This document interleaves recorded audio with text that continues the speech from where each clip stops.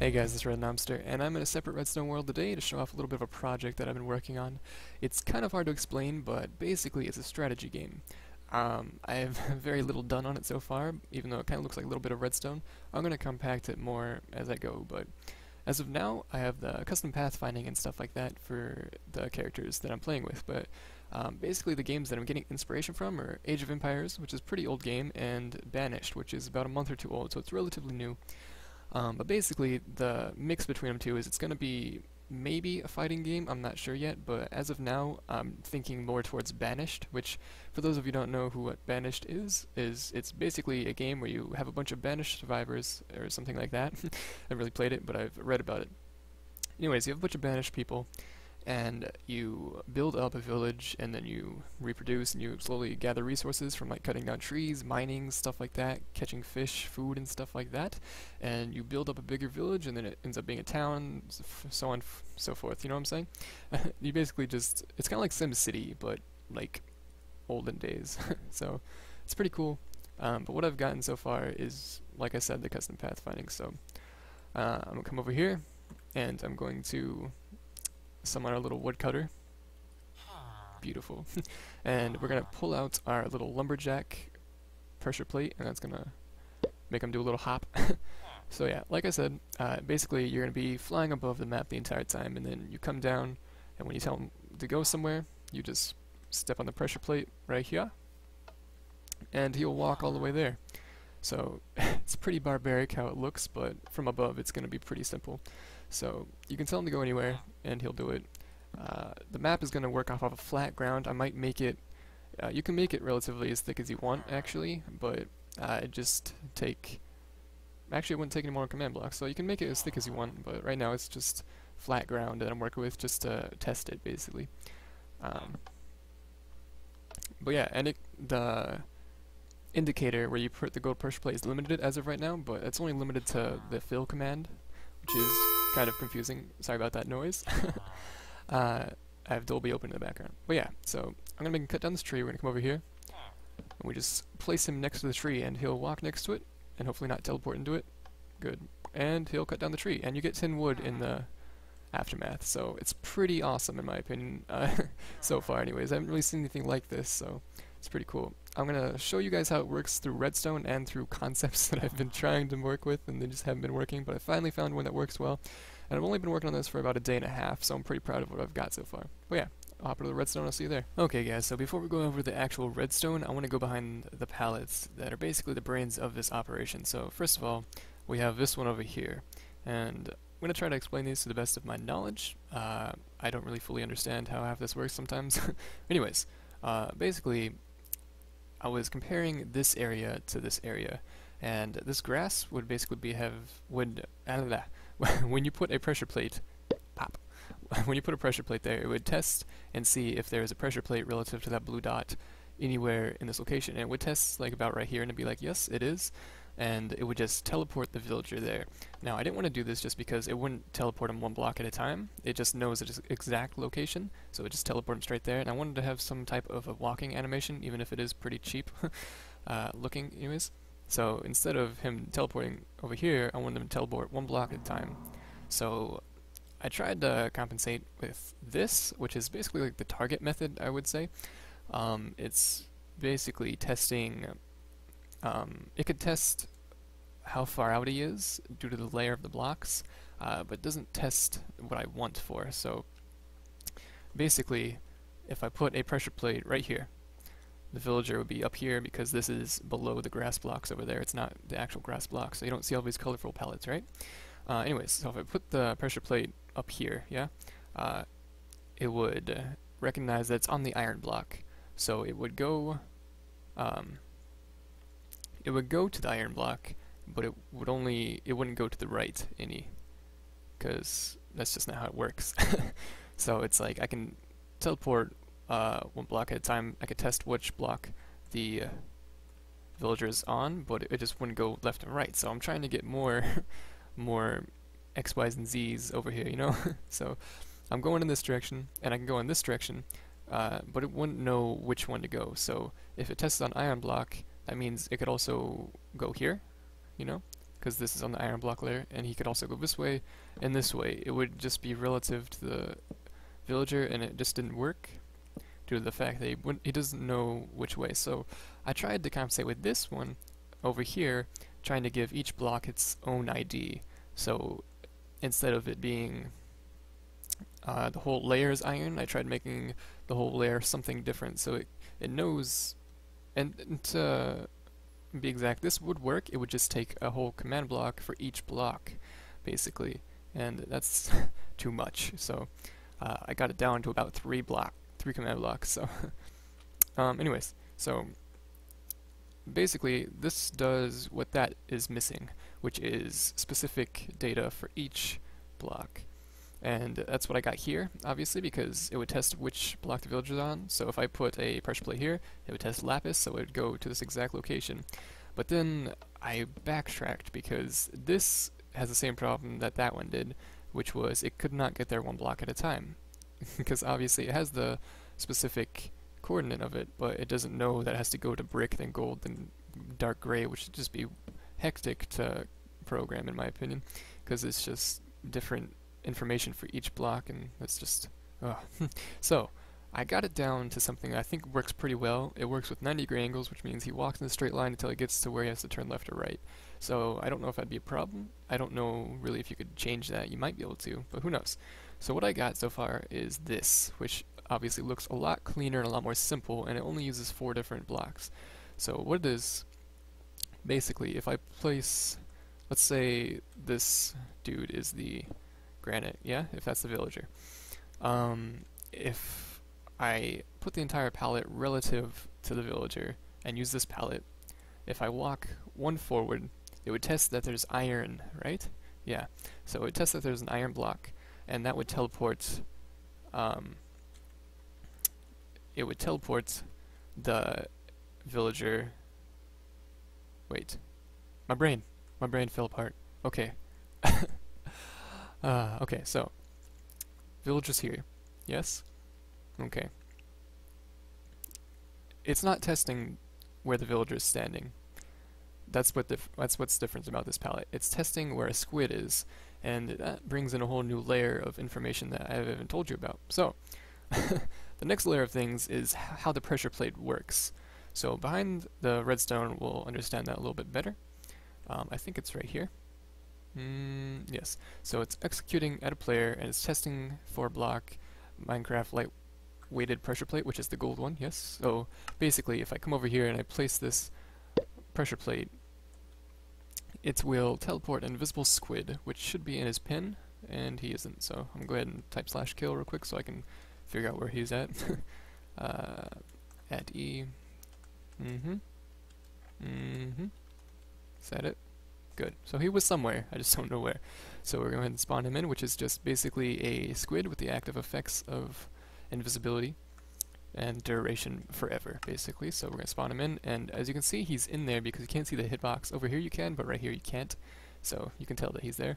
Anyways, so basically, it's testing for this block, and it's also giving the villager the slowness effect of 5 so it doesn't move, and the squid effect of invincibility, basically, for enough time. It's running on a clock, so it doesn't matter how long it lasts for. Anyways, so it teleports the squid to me, 4 below me.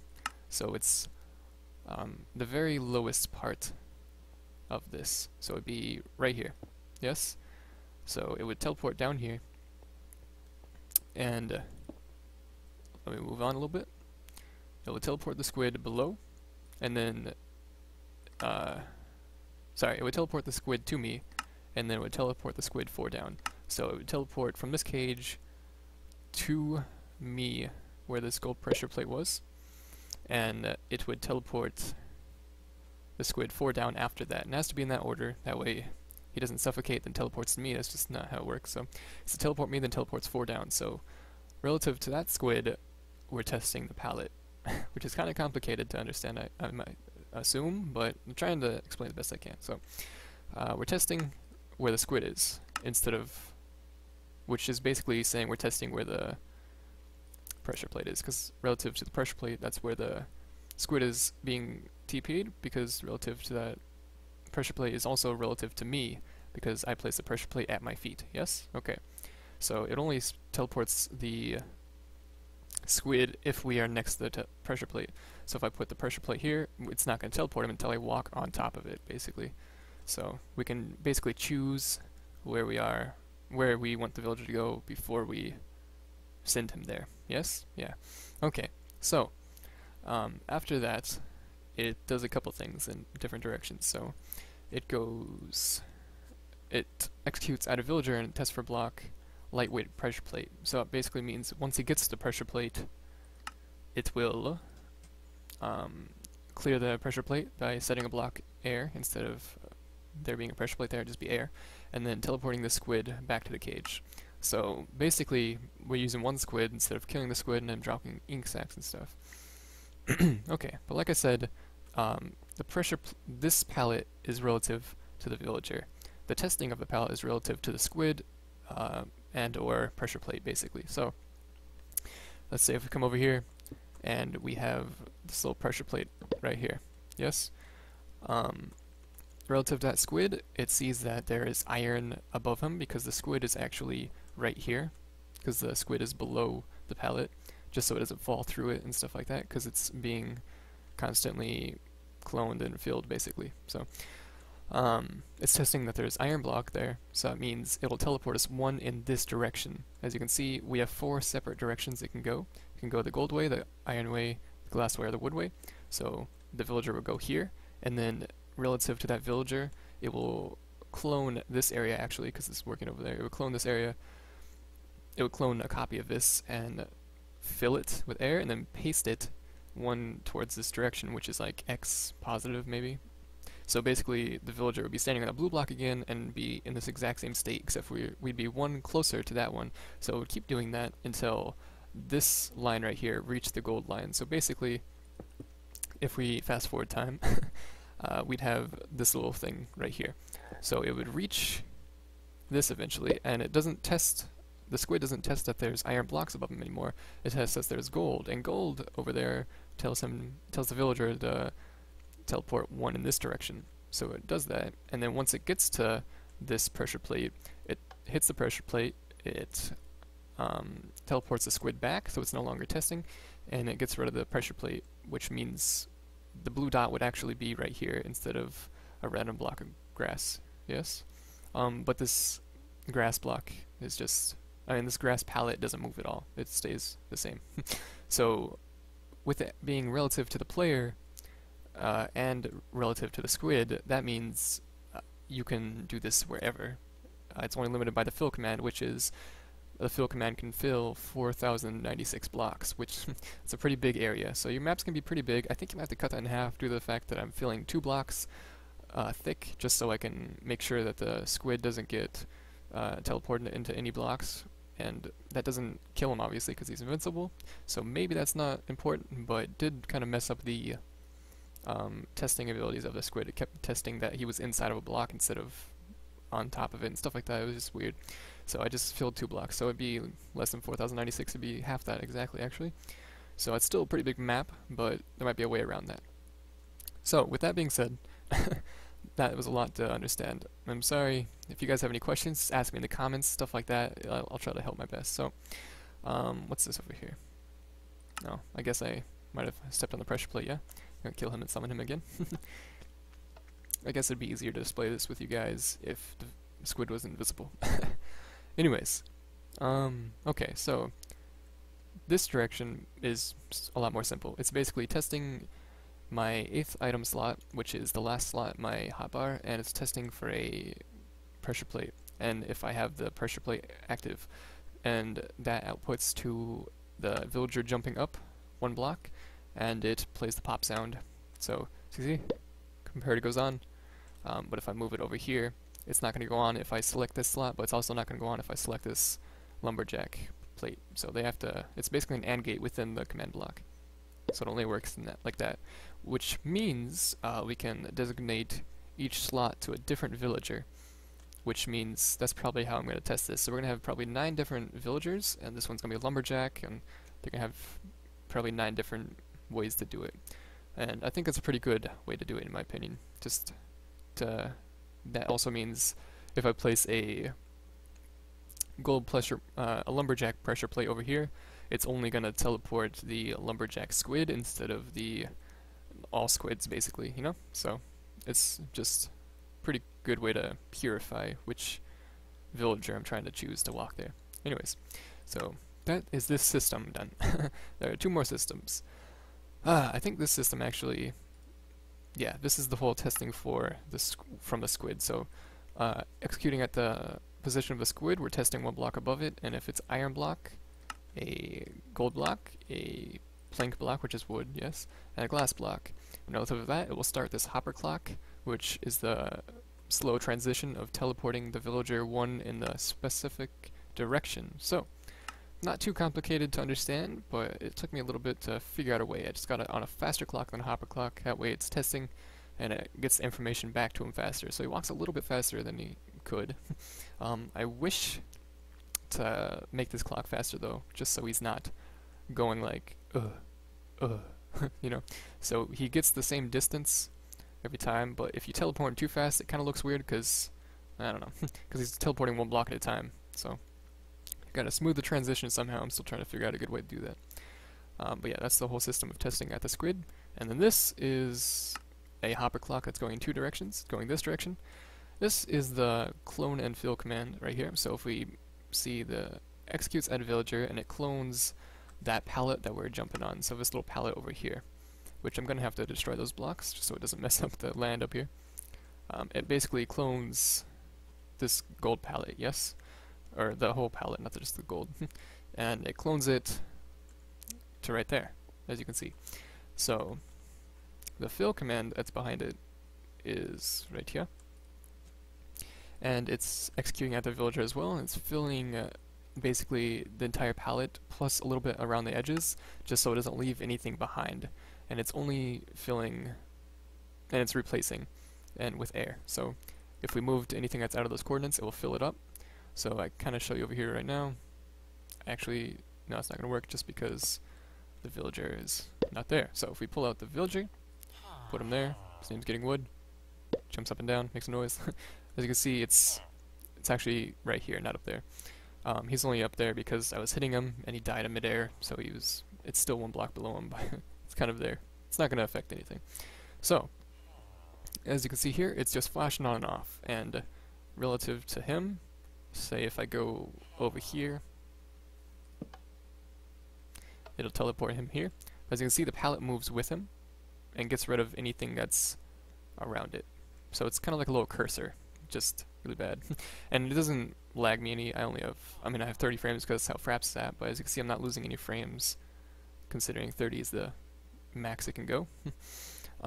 So it's not laggy, and it works pretty well. I'm sure if you get a lot of them at once, but considering it's relative to the player, I'm also going to have it, so this flashing thing is only going to be here. This entire palette is only going to be here as long as you have it selected, which I do not have set up yet, but that means it's not going to interfere with any other villagers, you know? So that's that. So if we go ahead and, yeah, but as you can see, it's set to this right here, but it can be up to 4,096 square blocks, which is a pretty good space, and actually cut that in half because it's actually filling down here too. So if you can see, it clears that too, but it's not going to clear, it clears up to over here, but if we put it right here, it's only clears up to here just so you can get the surrounding edges that it leaves behind when the villager moves. So we're going to go ahead and kill that squid, just teleport him over here. Yeah, and then kill a villager probably, just so I can get on with this. Okay, so there's only one thing left after we got the fill pallet command, which is the whole command that cut down the tree and gave you wood, which is pretty simple. It's just testing 4 different things, and it's testing if there's a log 1 next to the villager and 3 up. That way it's testing if it's a tree instead of just a log on the ground like that. And if it goes on, in any one of these, it fills, I think it's the same command each one, yeah. It fills the air relative to the villager with air, and it gives the player 10 logs, which I know isn't every single tree, but I could also probably test if it's a tall tree or not and give him more wood. But yeah, so that's everything. I'm sorry if it was a lot to listen to, but that's all the brain work that I've been through in the last day and a half, and my brain hurts, so I love this project though. I'm gonna keep working on it as much as I can, and I want to start doing things like villagers that place buildings and stuff like that. Not randomly, obviously. You'd place like a silver pressure plate, maybe. That's a player. Yeah, you place like a silver pressure plate, maybe, and then I think there's actually a pallet down here now. No? Yeah, it filled it all now. So there's gonna be a big hole there making bat noises. Great. Cave noise. But yeah, so you'd probably place like a silver pressure plate, and the villager would go to that one the same way it went to the gold pressure plate, but then you'd place a building of some type. There's going to be a different pressure plate probably for the different houses and like the different resource buildings, such as like hunting lodges and lumber yards and stuff like that. So I have big plans for this. Hopefully you guys enjoyed this video. Leave a like and subscribe if you really want to see more videos like this. I'm trying as hard as I can to think of new things like this. I want to do as much as I can with this, so it's pretty cool in my opinion. I haven't really seen anybody do it like this before, so tell me what you guys think. Give me like recommendations of what I could do with this. Basically, I have a good concept of all the things I could do, but ideas are always open for discussion. So thank you guys for watching, and I'll see you in the next video.